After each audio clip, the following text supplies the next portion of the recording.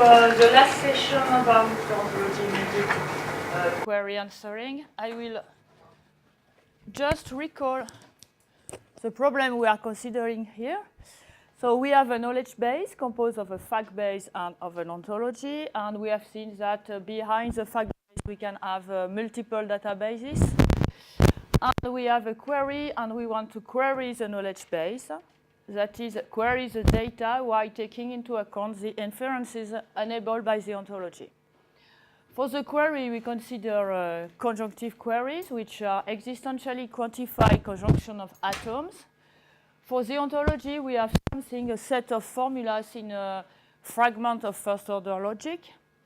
And a fact base is a set of ground atoms, or more generally, an existentially closed formula. And the fundamental decision problem is to decide if the query is entailed by the knowledge base, that is the ontology and the fact base. And for the ontology, we are considering existential rules. So just to recall, these rules have a body and a head composed of any conjunction of atoms, but without functional symbols except constants.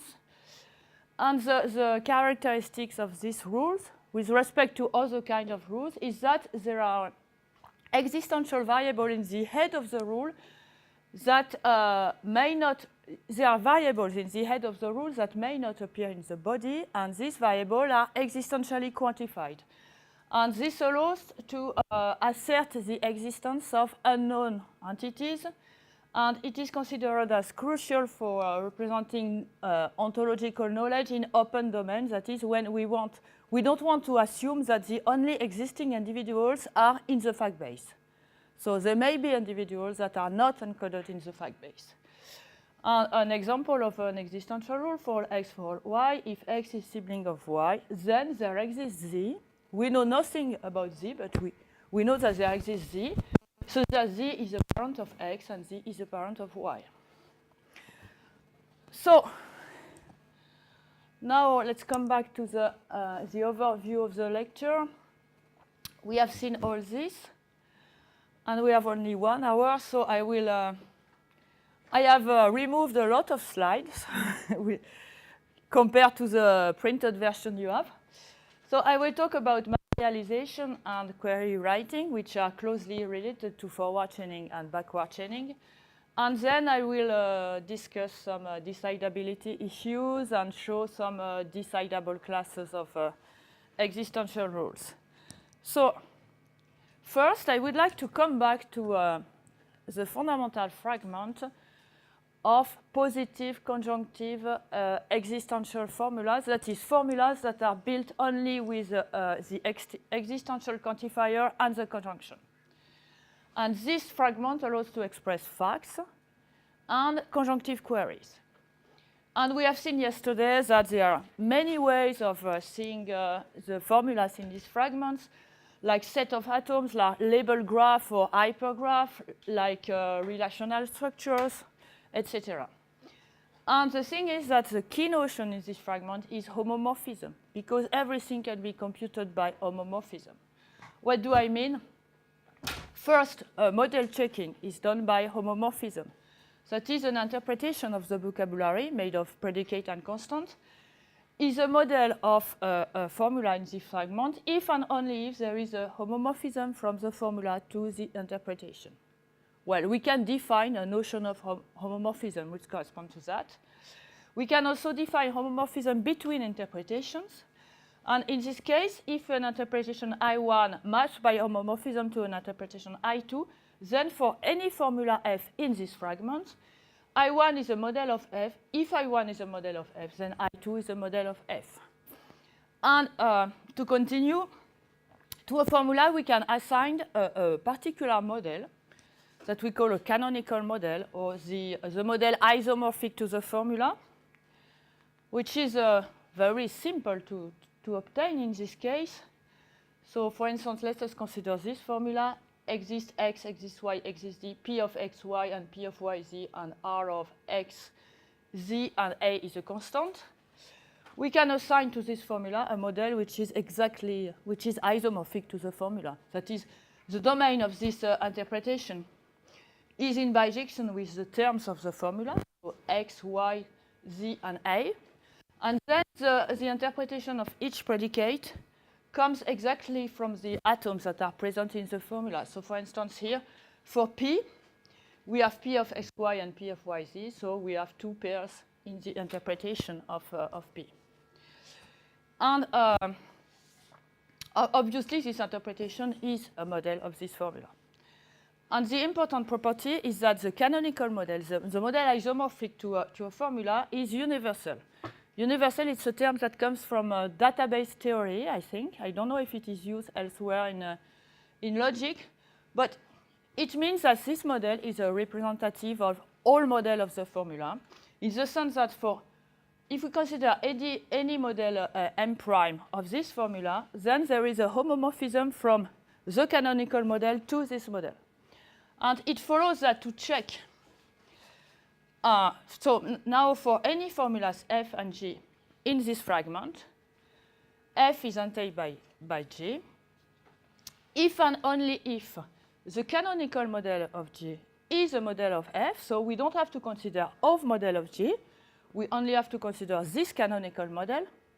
And then this model maps to all other models of g. And if and only if f maps to g by homomorphism. So the conclusion is that everything can be computed by homomorphism. Sorry. In this fragment. Yes? Does it mean universal that it is initial model in the terms of abstract data types? I don't know. I cannot answer your question. But it's a very natural notion. I guess each time you have a unique canonical model, I think you have this property.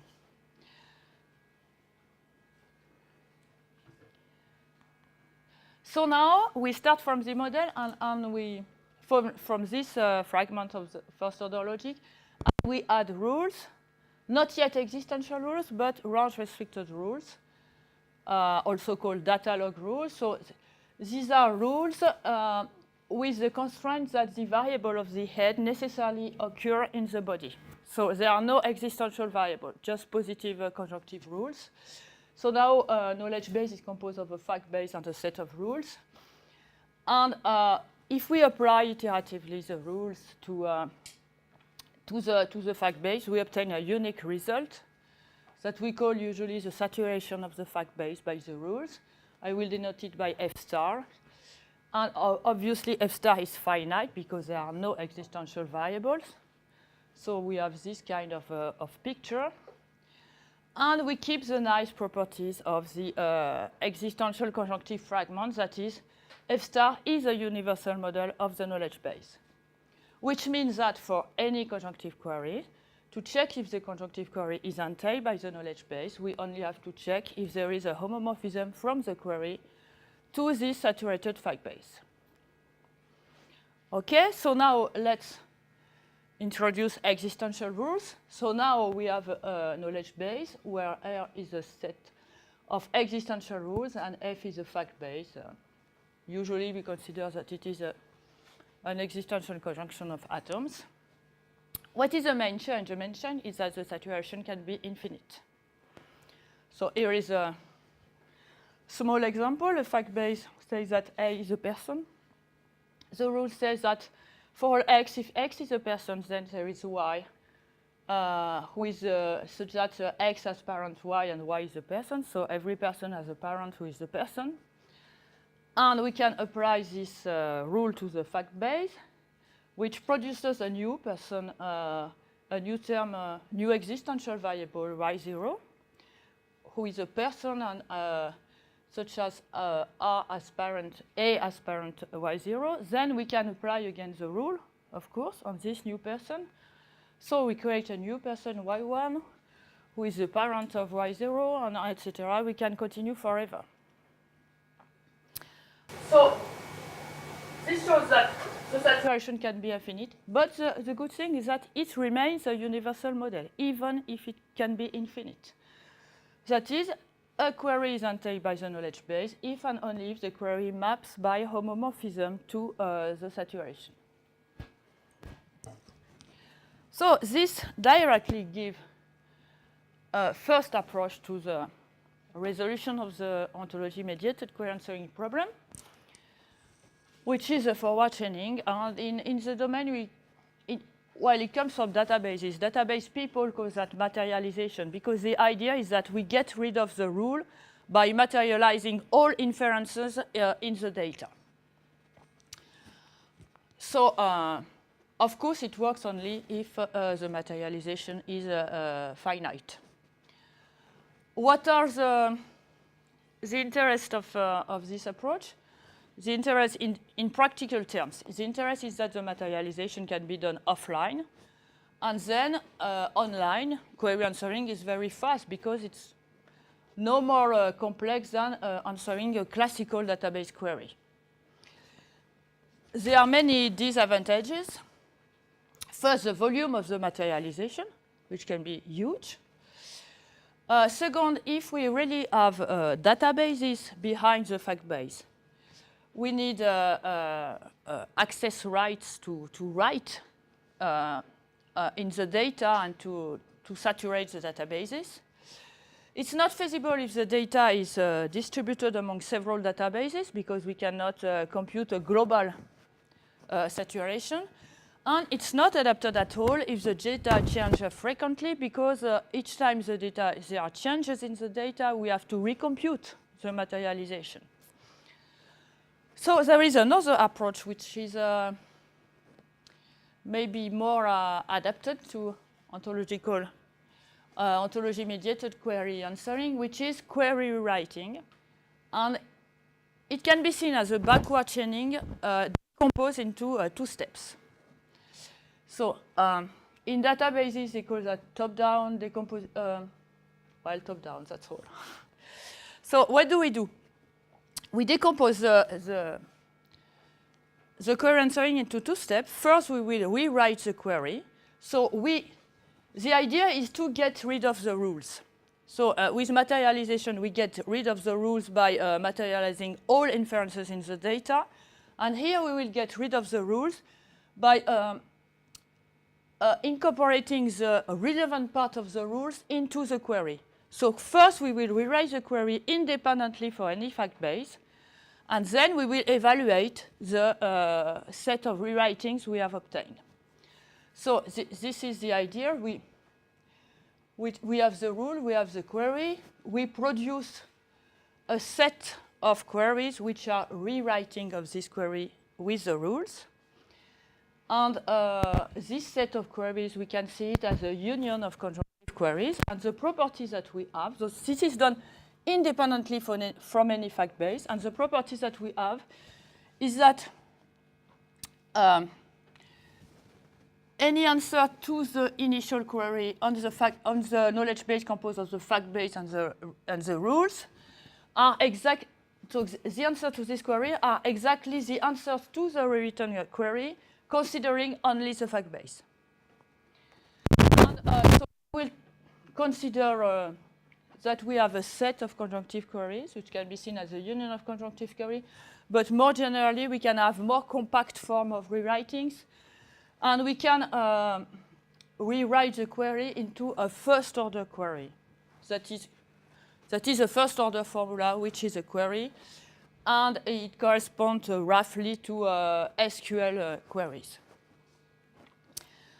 So the property, more precisely, the property that we have is that for any fact base, Q is entailed by the knowledge base composed of the fact base and the set of rules, if and only if the set of rewritings is entailed by the fact base only. And when I say the set of rewritings is entailed, it means that since it is a union, there is a conjunctive query in the set of rewritings that is entailed by the fact base. So the interest of this way of doing is that rewriting is completely independent from the data. So the data can change frequently, etc. It does not impact the rewriting of the query. The disadvantages is that rewriting is done when the query has to be evaluated. So it takes some time, and also it produces sometimes very huge and unusual queries. The argument for the approach is the following. Look, look, we have very optimized database systems. So the idea is to get rid of the ontology, to come back to classical query answering over a database, and to use the optimization from the system. But the fact is that we produce with this a very large union of conjunctive queries, and database systems have not been optimized for this kind of query. So when people try to use this approach in practice, the first results were very disappointed because it didn't work at all. The query were too large, and the answering time was too slow. That's why then people try to look for a more compact and more efficiently evaluable kind of rewriting. But here I will only present the basics about the approach. So very simple example. So we have a fact base about movies, movies actor, and the fact that an actor plays in the movie. We have the rule that says that for all X, if X is a movie actor, then directly Z, which is a movie such that X plays in Z, and we have a query which asks for finding all X such that X plays in a movie. So with the first approach, what do we do? I will not detail because it's so simple, but we will materialize all the inferences in the fact base, and then we will answer the query on this saturated fact base, and we obtain for answer X equal to A, B, and C, and we can see that for B is only known in the initial fact base to be a movie actor, so the knowledge that it plays in some movie has been added by the rule. What does the other approach do? We have the same query, the same rules, the same fact base. So this time we will rewrite the query. So the idea is to say, to find all X that play in a movie, we can just try to find X that play in a movie in the fact base. Or we can use the rule, and the rule says that if someone is a movie actor, then he or she plays in a movie. So we can rewrite the query into the initial query, or X is a movie actor. So here it's very, very simple. Again, and then we evaluate this query by evaluating the two queries, and we make the union of the found answers to find again A, B, and C. How do we compute these rewritings? So this is the global picture, which is exactly the same as in logic programming, except that in logic programming, the basic step consists of unifying one query with the head of a rule, which is composed of a single atom. The difference here is that we will have several atoms from the query with possibly several atoms of a rule head. So we unify this part of a query and part of a rule head. The unifier will be called U. And then we do the query writing by roughly removing the unified part of the query and replacing it by the body of the rule. And more precisely, what we call a direct rewriting of the query with a rule and a unifier is, so the unifier is applied as a substitution. We apply the unifier to the query minus the part that has been unified, and we make the union with the body of the rule to which the unifier has been applied.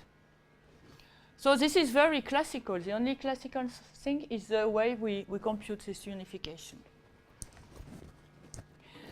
And just a word about the basic properties that have to be satisfied. So the unifier we use satisfies two basic queries. So assume we have a fact base F1. We apply a rule R to F2. Then we have a query Q1 that can be mapped by homomorphism to F2 using some atom that has been mapped by the rule. Some atom from F2 minus F1. Then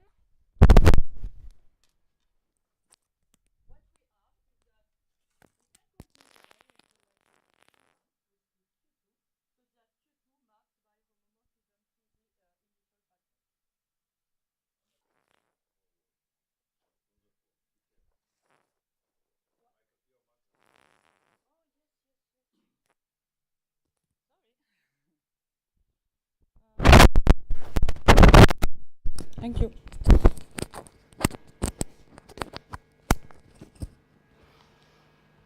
So we have this property, and we have almost the reciprocal property, which says, assume that we have a query Q1. Q1 can be rewritten using a rule R into a query Q2, and Q2 maps by homomorphism to F1. Then we have that we can apply the same rule to F1 to produce F2, such that Q1 can be mapped by homomorphism to F2. So the idea is that query writing does exactly the inverse of rule application. And more generally, what we have is that for any conjunctive query Q, for any fact,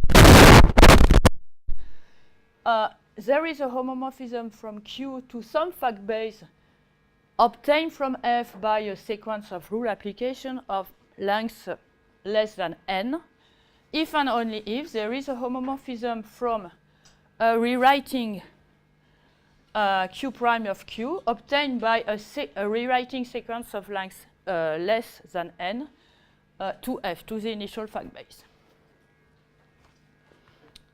So now I will explain why we have to use non-classical unifiers, why we cannot rely on classical most general unifiers. So what we want to obtain from a query Q is a set of rewritings that is sound. What does it mean, sound? That is, if we consider the rewritings we have produced, so we do not only compute direct rewritings, then we will iterate the process until a fixed point is obtained.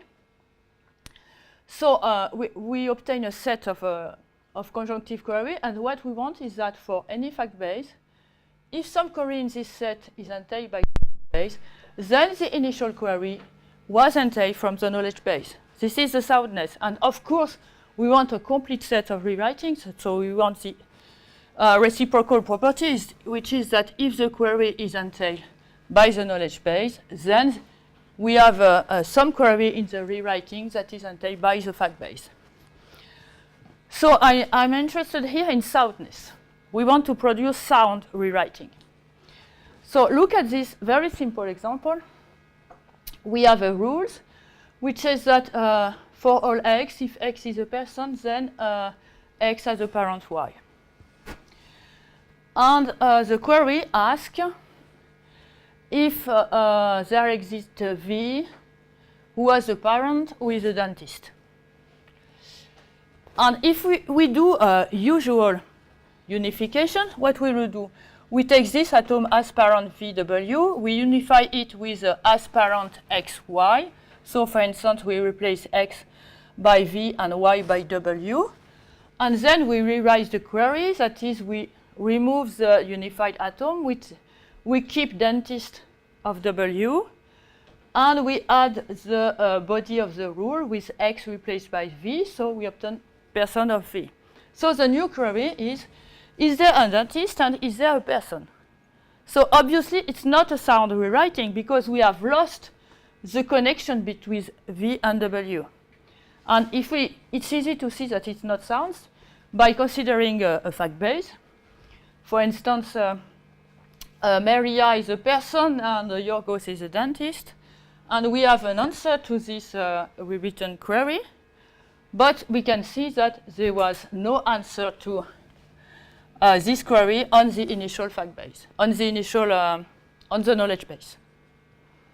And the trouble is that we have lost this connection between V and W. And why do we have lost it? Because we have unified W with an existential variable. And what this example is supposed to show is that when we unify a variable in the query with an existential variable of the rule, then we have to take in the unification all atoms from the query where W occur. So here we would have to unify dentist of W as well, which is not possible here. So all atoms in which W occur must be part of the unification. The idea is that when a rule is applied, it creates some existential variables. And if these existential variables can participate to answer a query, then, we take the example here because it's not easy to. So we want to answer the query with this variable W, and we have some information attached to W. So if you unify W with an existential variable, it means that this rule application will answer part of the query. But if we unify W with Y, we will never find that W is a dentist because this is an existential variable that did not exist before the application of the rule, so it's not possible to find elsewhere the fact that Y is a dentist. And there are other constraints. I will not show the example, but an existential variable of the rule cannot be unified with another term of the head of the rule. This is also because when we apply a rule, we create each existential variable, and the existential variable are distinct variables. So finally, I will not detail too much, but just to show what we have. So we consider what we call a piece unifier of a query Q and the head of a rule. So we consider a part of Q that we call Q prime. We consider a part of the head of the rule that we call H prime.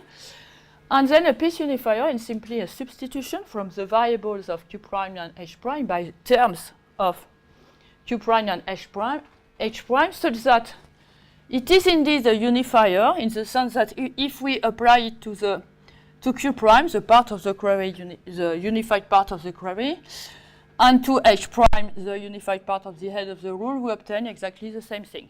So it is a unifier in this sense. And we have the constraint that the existential variable of the head of the rule are unified only with variable of the unified part of the query that do not occur elsewhere in the query. So I don't know if this small picture helps, but this is the idea. We have a rule, the body of the rule, the head of the rule. These are the frontier variables. The frontier variables are the variables shared between the body and the head. We have a query. So this is the unified part of the head of the rule with a frontier variable and two existential variables. We have the query. We take part of the query, and these variables in orange here are shared with the rest of the query, so they cannot be unified with existential variables. This is the example we have seen just before. So these variables that are shared with the rest of the query can only be unified with a frontier variable, and the rest of the variables can be unified with anything in the head of the rule.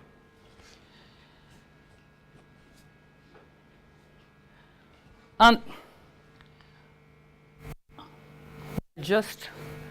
maybe I will skip the example. You have the example on the slide.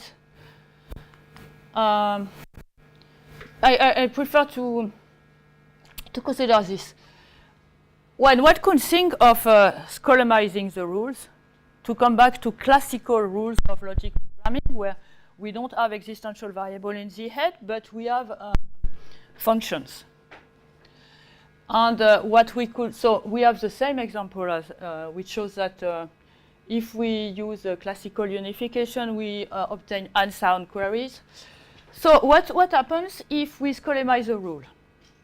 So now we replace exist y by a function of x, because y is function of x. So we have a scholemized rule, which is for x, person of x implies as parent x and a function of x. And this is a classical logic rule from logic programming. Then we can compute a classical most general unifier of as parent x f of x and as parent v and w. And this works. So we replace v by x and w by f of x. And we obtain that,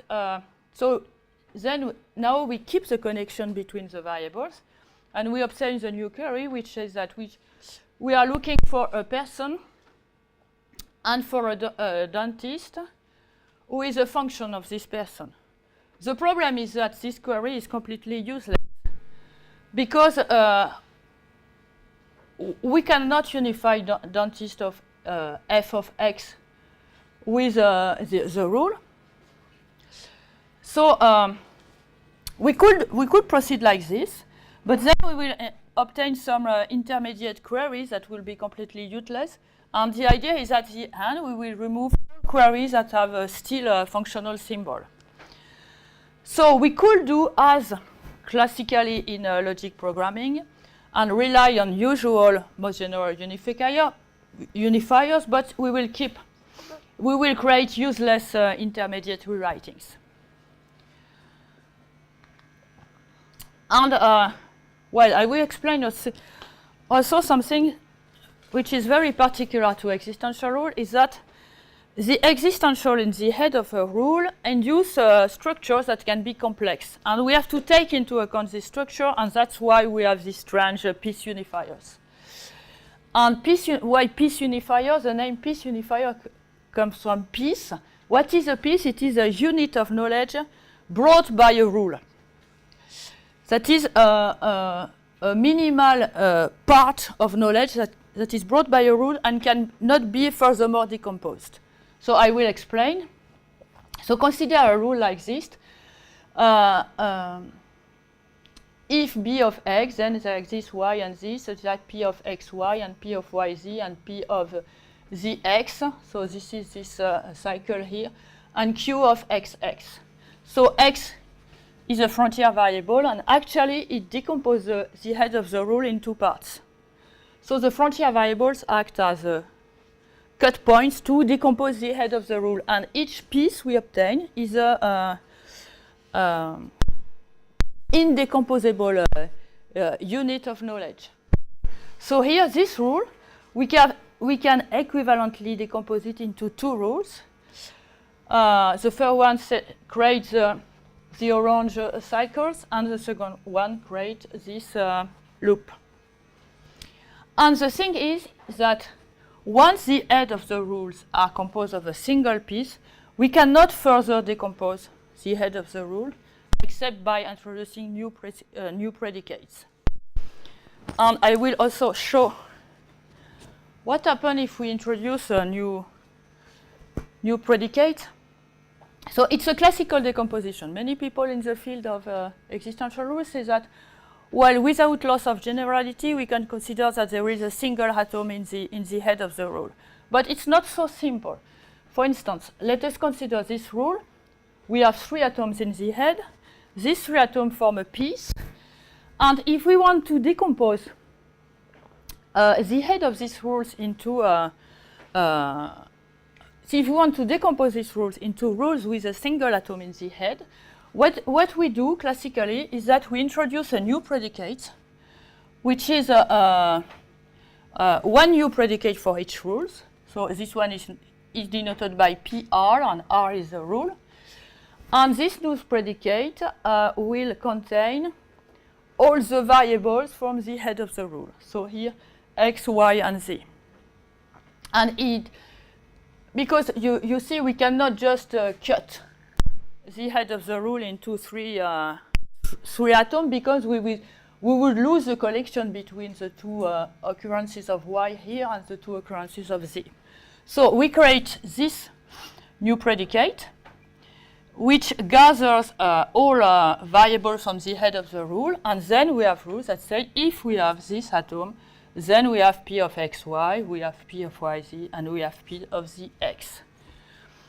And the trouble is that when we do this decomposition, we lose the structure of the head of the rule, and the query writing is much less efficient. And this can be checked experimentally, and it really makes a huge difference in the efficiency of query writing.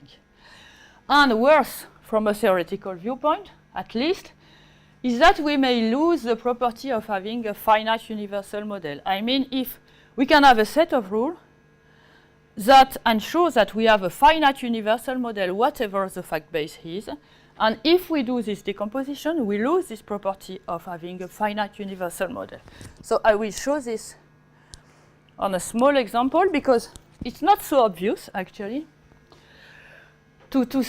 Well, it's easy to see once you have the examples. But assume we have a fact base P of AB, where A and B are constants. And we have a rule which says each time we have a P of xy, then there exists a z such that P of yz and P of zy. So it creates a kind of cycle. So we start, I will have a graphical view of the fact base. So we start from P of AB, the blue edge is for P. We can apply the rule. We obtain this. And let's call this F1. Then we have created two new edges labeled by P. So we can apply twice the rule. We will create this. Let's call this F2.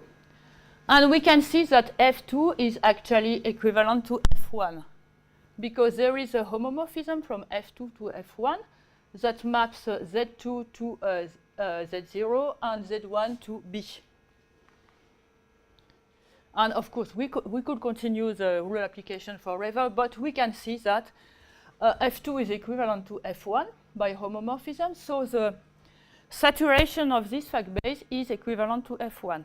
So even if we can apply the rule forever, if we have a forward chaining that is a bit stupid, we have here a finite universal model, and F1 is equivalent to the saturation, to the possibly infinite saturation of the fact base.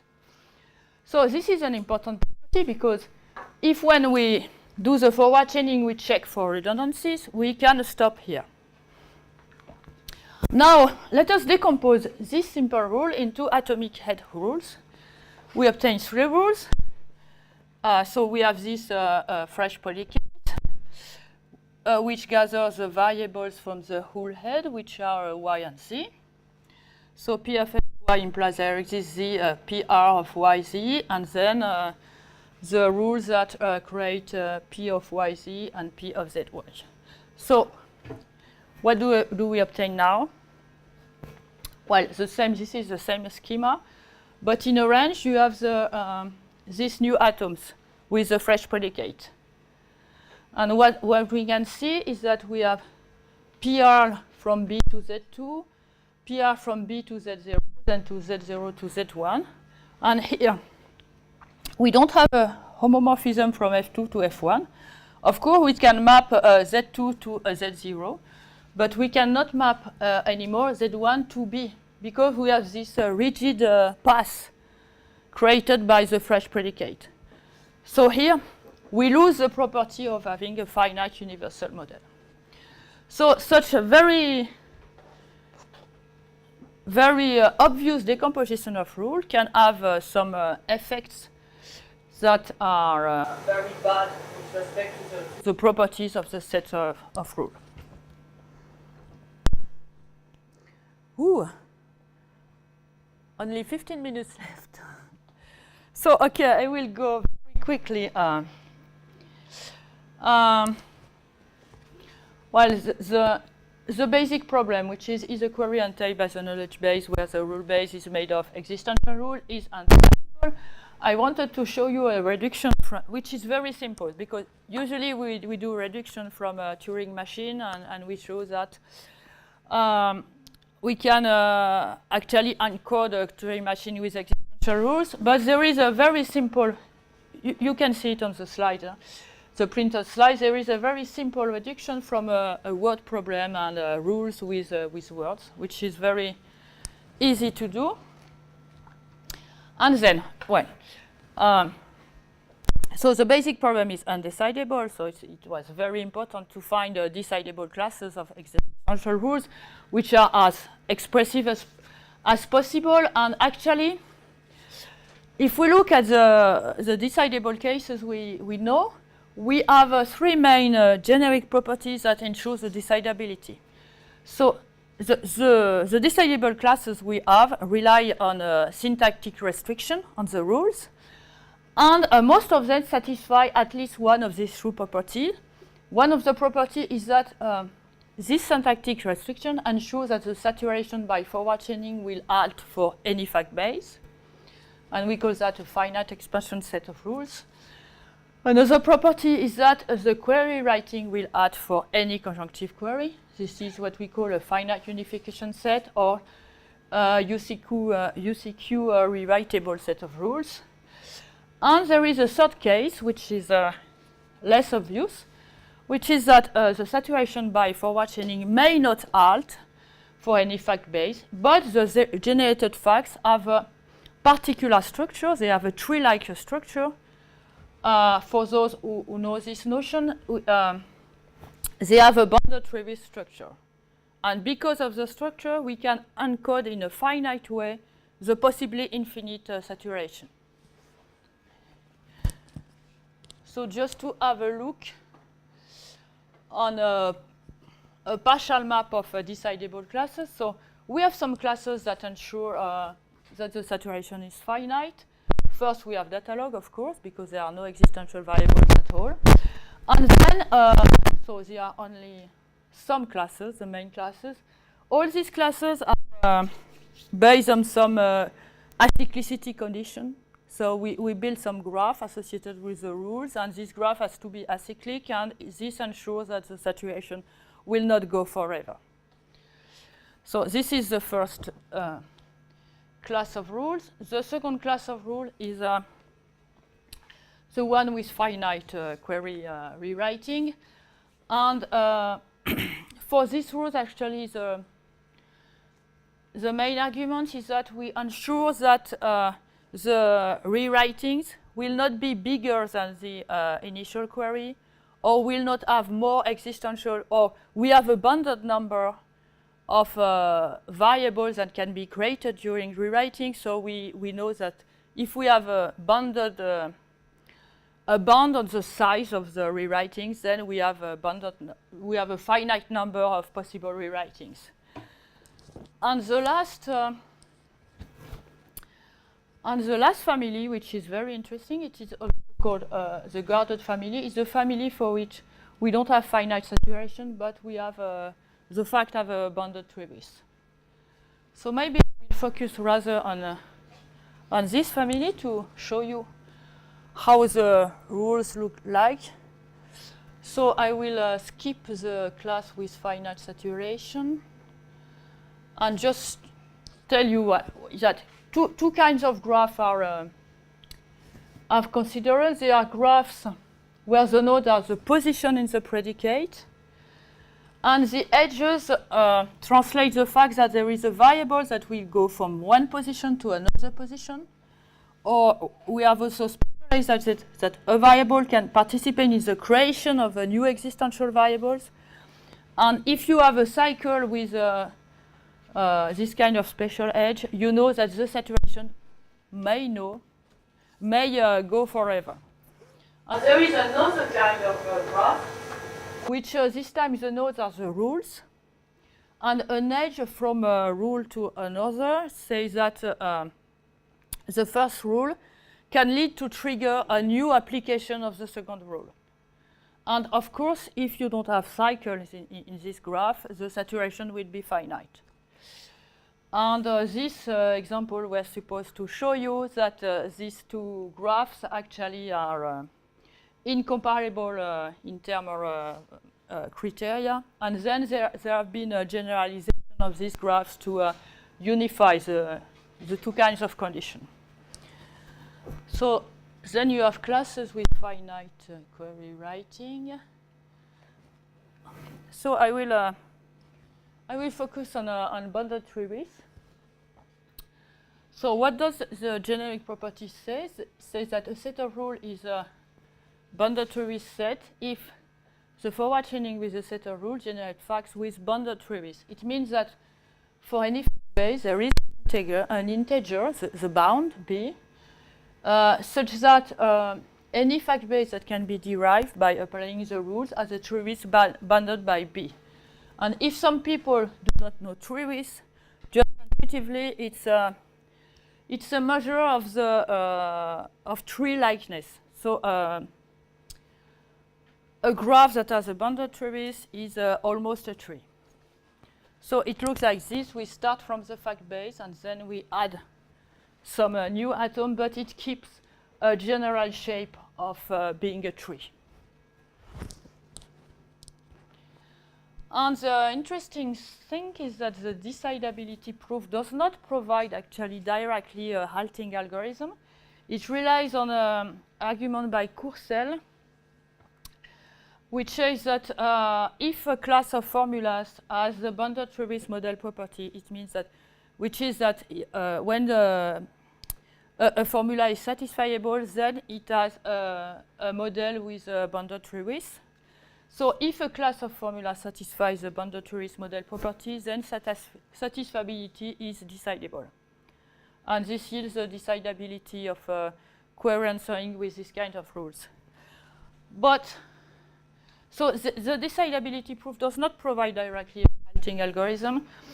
However, we have defined an expressive subclass of this class, for which we have a constructive algorithm, and which allows to, we call this greedy BTS, and it allows to actually to encode in a finite structure this possibly infinite saturation. So what kind of rules do we have in this class? So the first class of rules was introduced by Georg Gottlob team. It is inspired by guarded logic, but actually guarded rules are not in the guarded first order logical fragment, but they are in a more expressive fragment which is called guarded negation first order logic. So what is a guarded rule? In a guarded rule, there is an atom in the body of the rule that guards all the body variables, that is, that contain all the body variables. Like here, you have this atom that contains all the variables that occur in the body. And this property ensures that the derived facts have a tree-like structure. Then this can be generalized by remarking that it is only necessary to guard what we call the affected variables, which are the variables that are possibly mapped to existential variables during the saturation. So this is a generalization and a data log. The interesting thing is that it's a generalized data log because since in data log you have no existential variables, there are no affected variables. Then there are other classes which are based on the notion of the frontier of the rules, which are recalled as the variable shared by the body and the head of the rule. So first we have frontier 1 rules, which are rules with a single variable shared between the body and the head. And again, this yields a bounded tree with saturation. And then we can generalize both frontier 1 and guarded by a class which has very interesting properties. It appeared later that it's interesting in terms of expressiveness. And for this rule, we guard only the frontier of the rule. So there must be an atom in the body that contains the variables that are shared with the head. And we can again generalize both classes. So guess what? It is called weakly frontier guarded. And for these classes, we guard only affected variables from the frontier. So the idea is to put syntactic restriction that constrains the structure of the saturation of the fact base.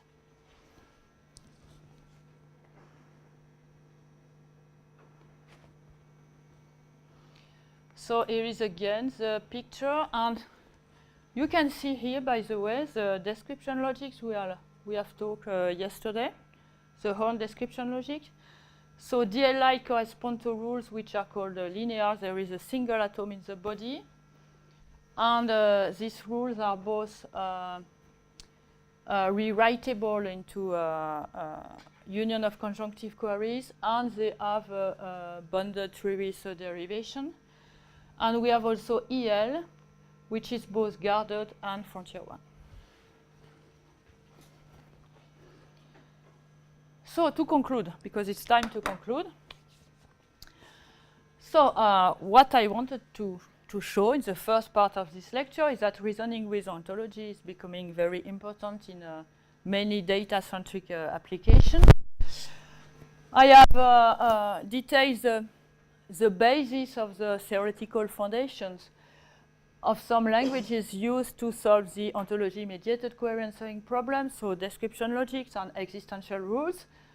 And now we have solid theoretical foundation with a lot of languages which offer various trade-offs between the expressivity of the formalism and the complexity of reasoning within the formalism. So this is a very active area of research.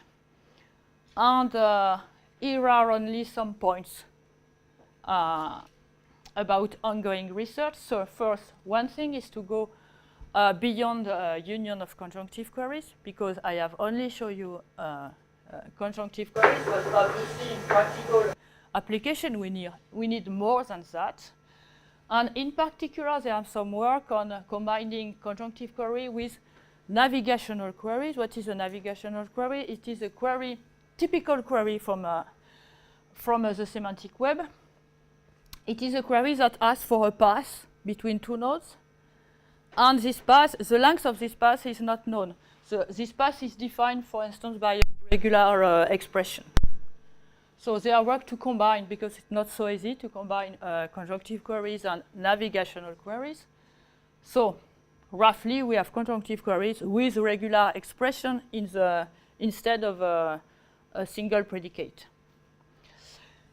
There are new rewriting, query writing techniques that target more powerful languages. So we have classes of rules for which we can rewrite into a query into a union of conjunctive query. We know that this is equivalent to rewriting the query into a first-order query, actually. But the first thing is that this rewriting might be very, very large.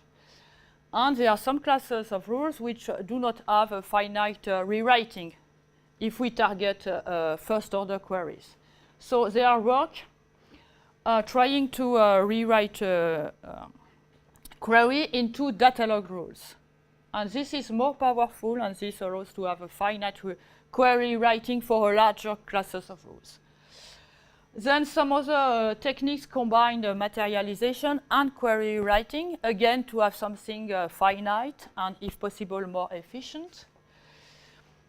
I have shown yesterday that in practical application, often you don't have exactly a fact base, but you have some data sources, and you have to mappings which allows to go from the data sources to the fact base.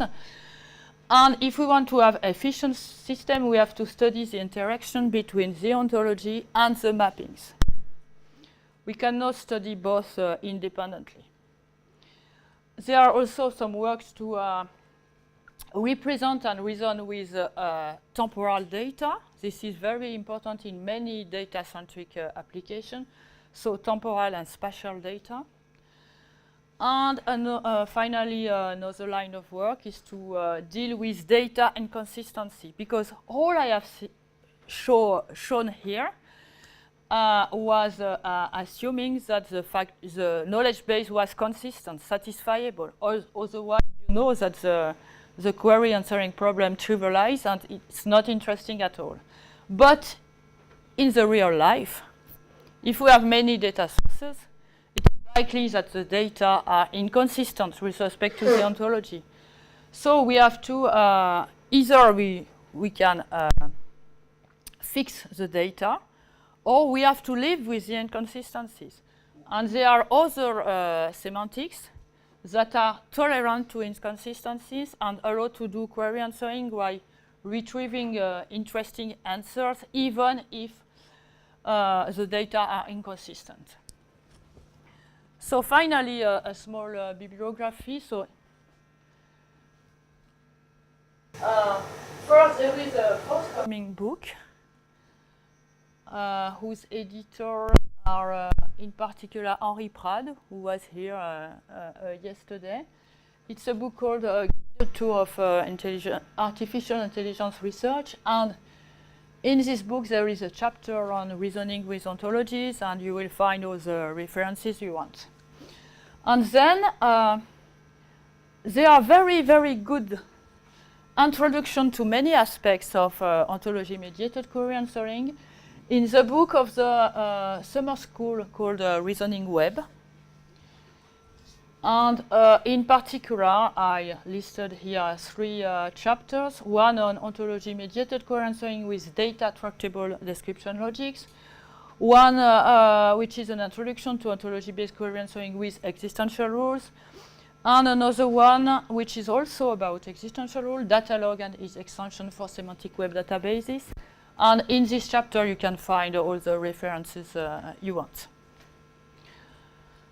Well, thank you. If you have some questions.